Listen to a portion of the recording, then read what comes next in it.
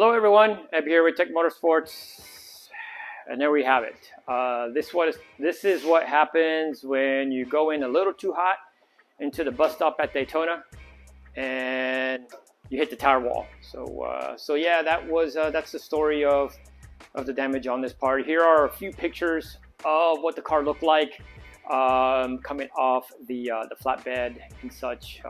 Bring it in before we could actually pull a lot of this out and get back on track again. So take a look at these few pictures.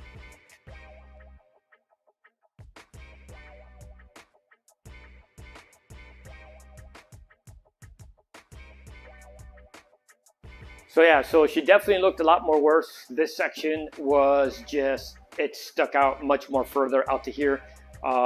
Just because pretty much most of the damage was done on this corner. Pretty much was the first part of impact. So yeah, so just to give you an idea, the car did finish the whole entire race. What we ended up doing is we got it back in the garage. We started pulling with some chains and got this section off the rear tire and kind of straightened out the tail lights because we didn't have any tail lights that were broken. Thank goodness I had spare LEDs to where we just cut the wire off and put LEDs and just double-sided taped them onto the chassis itself and where the tail light was at. But we were able to finish the race. So we were out there for a while. They did call us in because we had to install a rear bumper. So if you look at the rear bumper here, it is now installed. This bracket here on this side was okay. We were able to use that. We just had to pull more on that. But if you look over here on this section, this bracket here for the rear bumper broke, so we couldn't bolt or do anything that. So if you could really zoom in, or if you could see it real close, there is a chain there, and that's what we end up using to hold that section of the bumper in place. With the bracket still there, though, the actual bracket for the bumper is there. As you can see, the tow hook is still there. So yeah, we were able to finish the race. There was 738 cars that started the race at Daytona. And we finished 47th overall. Once you remove the EC cars, which they do at the end of the race, we finished 40th overall, which is not bad. Looking at what the damage that we had to come in twice so that we could, first of all, fix the damage and then go back and do the bumper. But the car was running fine the whole entire race. After the incident, my brother was able to run the fastest lap out of the whole crew. I forget what it is right off the top of my head, but not too bad. But yeah, so if you look at one of the recent videos that I put up on this car, the damage was not from that race. That's VIR South that we did in the beginning of March. That was myself, my brother, and my nephew. We did a little family race, so we went out there together and see what we can end up doing, which we did really well right up until the end. And if you look at the last video that I put up, it was a short video, and the reason why it was a little short was because my brother did go off road a couple times, and within one of those times he went off, it did crack the oil cooler, so we started losing a bunch of oil, and pretty much our day or our night was done because there were 20 minutes left of the race when he came in. 20 minutes left. Not bad. Thinking about it, because when we decided to start breaking down the tent, we had 30 minutes left of the race, and we were running 7th overall, and I think it was either 3rd or 4th in our class. I'm not 100% sure. I know 3rd was, I don't think it was 3rd, I think it was more 4th. But after the issue that we had, and when we were technically done after the 20 minutes or 20 minutes until the race ended, we finished the race 10th overall, and I think we dropped down to like 7th or 8th in our class at that point. So not bad, but yeah, this damage is from Daytona. Yeah, so I think I did a slideshow on this car when I end up doing the rear section already. So I've already done that before, so this will be number 2. But unfortunately, this time it actually did a lot more damage than the first time. Now, I already do have a donor car, and it's sitting right here. We'll get to that in a second. And yeah, so originally I was just going to start tearing down the donor car, but as I kept looking into the car and looking in the area of the spare tire compartment, there is more damage than I thought there was. Still repairable and fixable, but it's just more where I have to be careful in what I remove off this car. So what I'm going to end up doing is I am going to dismantle this piece and get all this section out so I can see exactly what I need to keep or to save from the donor car. Okay, so before we go any further, I just want to say one quick thing. Doing this body work is not what I normally end up doing, but it is something that I want to learn to do, and this is the reason why I have taken on my own cars so that I could learn and see how it's done. So these rear ends, the rear section of the cars, this is my third installation. So yeah, I am not stating that I am a professional body guy or body repair, damage repair person or shop. It's just mainly more, this is my personal cars. I want to do it myself because I want to learn from that and see what you know, what has to be done. Now, also, I do want to add that I am utilizing all the tools that I currently have. So I don't have the specialty tools to do any of this stuff, but if there is something that I feel I do need and I could use down the road again more often, I will purchase that tool. So that's the reason why I'm stopping this and just want to let everybody know, because, you know, by me doing this video, can help and assure that there's another person that has the same problem and they're like, dang, I have the same tools he has and he was able to do it. Being a race car and all, now if it's a road car, it's a little different, but there's a lot of stuff that I'm doing that it's, you know, race car. There's stuff that I'm removing to where it makes it a lot more easier for me to do this kind of stuff, to do this rear end repair stuff. So yeah, so that's it. So I'm gonna get right back to it. So I've already removed pretty much everything. The fuel cell is out. I drained that sucker before I pulled it out because it made it much more lighter for me to do it by myself.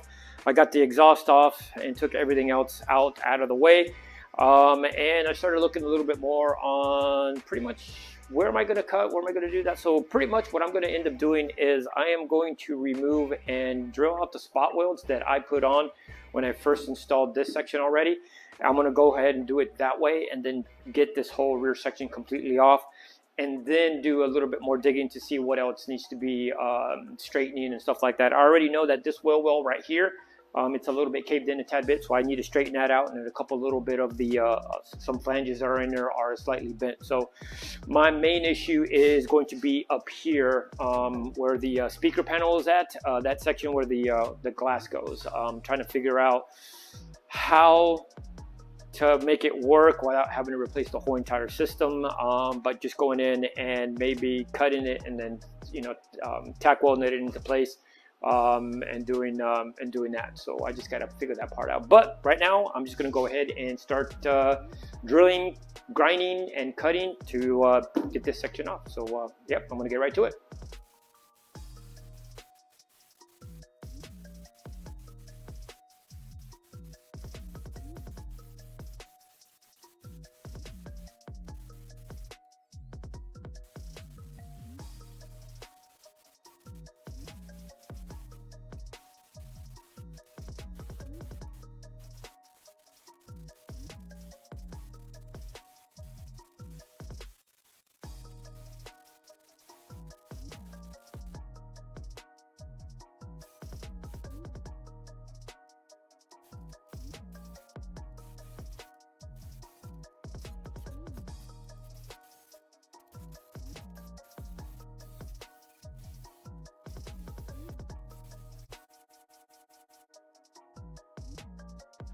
Okay, so the back end is completely off. Sorry about that. There was a couple more minutes left of me getting it off, but the battery died, so couldn't get the last bit. But she's off. So as I'm kind of digging in, looking at a couple sections here, this is where it got hit. So this section here has a little bit of damage, which is this panel here, and the same thing with the other side. And this is what I was saying earlier, to where I have to figure out what's what, and there is a little bit more damage than it was previously, as well as this whole kick panel here. So what I'm going to end up doing is I'm just going to keep moving forward and removing the bits that I need to, so I could technically strap the fuel cell back on, so I could put this back in the trailer, so I could bring the donor car and start removing it. But the other things I'm going to end up doing real quick is this section here. There is this piece that needs that I spot welded on originally when it was this from this section. I just went ahead and just cut it off so I could sit here and grind it. It'll be so much easier instead of kind of going over the back section. So I'll be removing this section here, and then this piece, and then there's this section here that comes off as well. And at that point, I'm going to just go ahead and jump on the black car. Hopefully I can get that back end completely out, and then I'll be able to kind of look at the inside this panels and see what I could do to maybe use some of those panels and replace some of these real quick. So yeah, that's the game plan. One thing that it did fail, I'm gonna grab my chair real quick here. Old age is starting to kick in. The one thing that I didn't mention earlier was, or when I first started, was the damage that was done when the car hit the tire wall. It was a big old huge shunt. It was a big enough shunt to where it broke the motor mounts, the rubber motor mounts, the OEM ones, because that's what I'm running. Because per the points, if I add polyurethane or solid bushings, it adds points to the car, and I don't want to do that. I want to stay in the C class. So yeah, so the tranny mount and the motor mount just completely severed, and you can see the movement of the engine or the drivetrain at this point kind of moving around a tad bit while we raced. None of the drivers came in complaining that it feels weird, there's some clunky noise, nothing like that. But what happened, it shunted so hard that you could see where the actual passenger side aluminum bracket hit the inner engine bay, and then you could also see where the cylinder head and the valve cover, because the valve cover cracked, you could see it where it hit the back of the firewall. I mean, that was a big shunt. But again, I just cannot believe that none of the drivers were able to come in and say something feels funny. I mean, I even took it for a spin around the paddock area just to make sure everything was good, make sure that the wheel was going straight, nothing out of the ordinary.